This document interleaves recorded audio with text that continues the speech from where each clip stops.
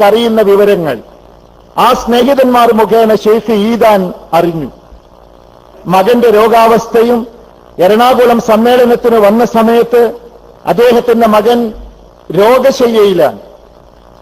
ഈദാൻ baby ഹോസ്പിറ്റലിൽ കഴിയുന്ന തന്റെ മകനെ സന്ദർശിച്ചിട്ടുണ്ട്. എല്ലാ വിവരങ്ങളും അദ്ദേഹത്തിന് അറിയാം. ആ ഷെയ്ഖിനോട് അബ്ദുറഹ്മാൻ സലഫി എന്തിനാണ് നാടുവിട്ടത് എന്ന് സ്നേഹിതന്മാരിൽ നിന്ന് അന്വേഷിച്ചപ്പോൾ അദ്ദേഹത്തിന് ബാധ്യതകളുണ്ട് എന്ന് മനസ്സിലാക്കിയ ഷെയ്ഖ് സ്വന്തം നിലയിൽ അബ്ദുറഹ്മാൻ തിരിച്ചു പോകണമെന്ന് ശഠിക്കുകയും ഇവിടെ ജോലി തരപ്പെടുത്താൻ ഞാൻ സഹകരിക്കില്ലെന്ന് വാശി പിടിക്കുകയും നാട്ടിലേക്ക് മടങ്ങിപ്പോരാൻ നിർബന്ധിക്കുകയുമാണ് ചെയ്തത്. പിന്നീട് കുറച്ചു കഴിഞ്ഞപ്പോൾ ജിദ്ദയിലെ ചില സ്നേഹിതന്മാർ, അബ്ദുൾ റസാഖ് കൊടുവള്ളി, സയ്യിദ് അലവി അരിപ്ര തുടങ്ങിയ സ്നേഹിതന്മാർ അബ്ദുറഹ്മാൻ സലഫിക്ക് ഫോൺ ചെയ്തു. ഫോൺ ചെയ്ത് അവർ പറഞ്ഞത്, നിങ്ങൾക്ക് ഈദാൻ ഒരു സംഖ്യ നൽകണമെന്നാവശ്യപ്പെട്ട് DD എടുത്ത് എന്നെ ഏൽപ്പിച്ചിട്ടുണ്ടെന്നാണ് റസാഖ് കൊടുവള്ളി പറഞ്ഞത്. ഏത് വകുപ്പിലേക്കാണെന്നായിരുന്നു സലഫി തിരിച്ചു ചോദിച്ചത്. ബിൽഡിംഗ് ഫണ്ടിലേക്കോ കുട്ടികളുടെ ഭക്ഷണത്തിനോ പള്ളികളുടെ കാര്യത്തിനോ ഏതിനാണ് എന്ന മറുചോദ്യമാണ് അദ്ദേഹം ചോദിച്ചത്.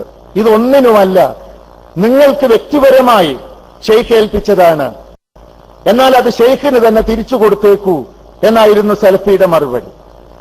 കൂട്ടുകാർ, അദ്ദേഹത്തിന്റെ ബാധ്യതകളെ കുറിച്ച് അറിയുന്ന സ്നേഹിതന്മാർ സ്നേഹപൂർവ്വം നിർബന്ധിച്ചു.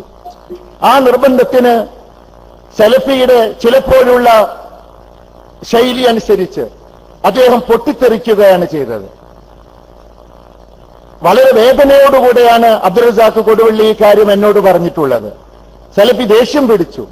അങ്ങനെ അവർ ഈദാനെ വിളിച്ചപ്പോൾ ഈദാൻ പറഞ്ഞു, അത് നിന്റെ അടുത്ത് വെച്ചോ, ഞാൻ തിരിച്ചു വാങ്ങിയില്ല എന്ന്. അങ്ങനെ കുറെ കാലം അത് അബ്ദുൾ റസാഖ് കൊടുവള്ളിയുടെ കയ്യിലായിരുന്നു. ഈ ഇടയ്ക്കാണ് ഒരു വാർത്ത കേട്ടത്. ആദ്യമായി സലഫിയോട് ഈ വിഷയം പറയുന്നത് സക്കരിയ എന്ന അരീക്കോട്ട് NB സക്കരിയ എന്ന കൂട്ടുകാരനാണ്. അദ്ദേഹം പറഞ്ഞു, നാളെ വല്ലപ്പുഴയിൽ നടക്കുന്ന പരിപാടിയിൽ നിങ്ങളെ സംബന്ധിച്ചുള്ള ഒരു അപവാദം ഒരു കത്ത് മുഖേന അവിടെ പ്രചരിപ്പിക്കാൻ പോകുന്നു.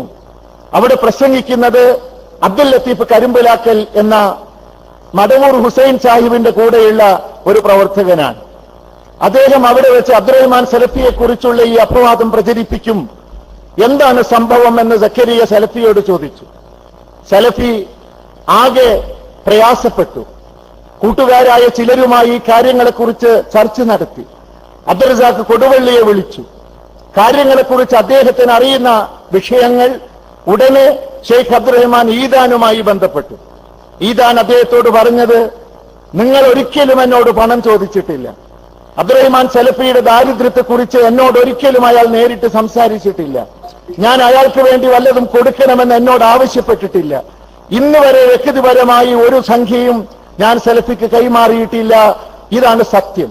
ഞാൻ വിസ എടുത്ത് വേണമെങ്കിൽ കേരളത്തിൽ വന്ന് നേതാക്കളോടും അനുയായികളോടും പരസ്യമായി പ്രസംഗിക്കാൻ തയ്യാറാണ് എന്നുകൂടി ഷെയ്ഖ് ഈദാൻ ഉടനെ ഫോൺ മെസ്സേജ് നൽകി. പോരാ, എഴുത്തു മുഖേന തന്നെ വിഷയം വേണം എന്നാവശ്യപ്പെട്ടു. അതനുസരിച്ച് ഷെയ്ഖ് അബ്ദുറഹ്മാൻ ഈദാൻ ഇത് സംബന്ധിച്ച് നേരത്തെ പറഞ്ഞ ആശയങ്ങൾ ഉൾക്കൊള്ളുന്ന കത്തെഴുതി. കത്തിന്റെ സ്ഥിതി എന്താണ്?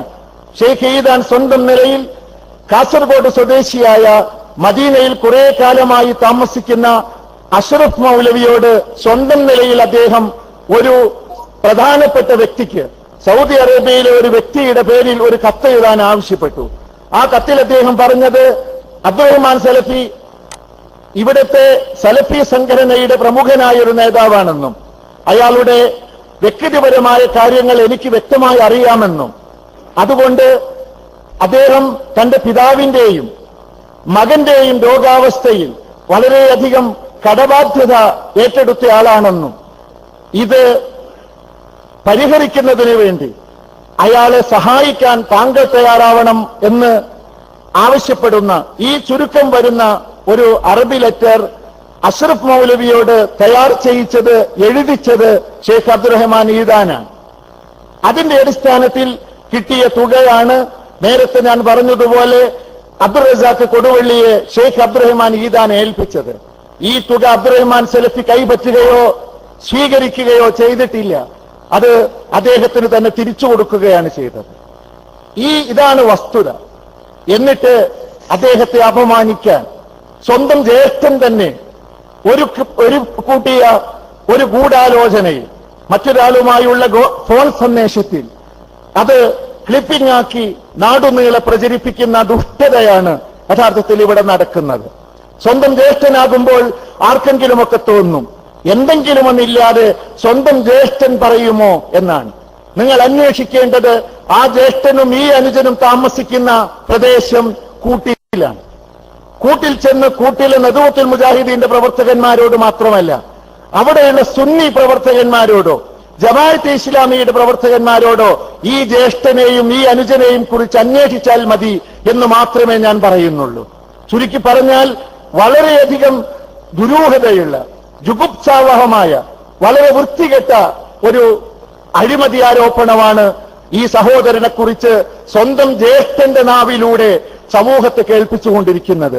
ഇതിൽ വാക്കുകളായി കത്തുകൾ കോപ്പിയെടുത്ത് AP അബ്ദുൽ ഖാദർ മൗലവി തുടങ്ങിയ നദുവത്തിന്റെ നേതാക്കൾക്കും സാധാരണ പ്രവർത്തകന്മാരായ എന്നെപ്പോലുള്ള ആളുകൾക്കും ഇത് കുറച്ചു മുമ്പ് തന്നെ ഇതിന്റെ കോപ്പികൾ അദ്ദേഹത്തിന്റെ ജ്യേഷ്ഠൻ ഇതിൽ ഇടപെടുന്നതിന് മുമ്പ് തന്നെ ഇതിന്റെ കോപ്പികൾ തപാലിൽ ലഭിച്ചിട്ടുണ്ട്.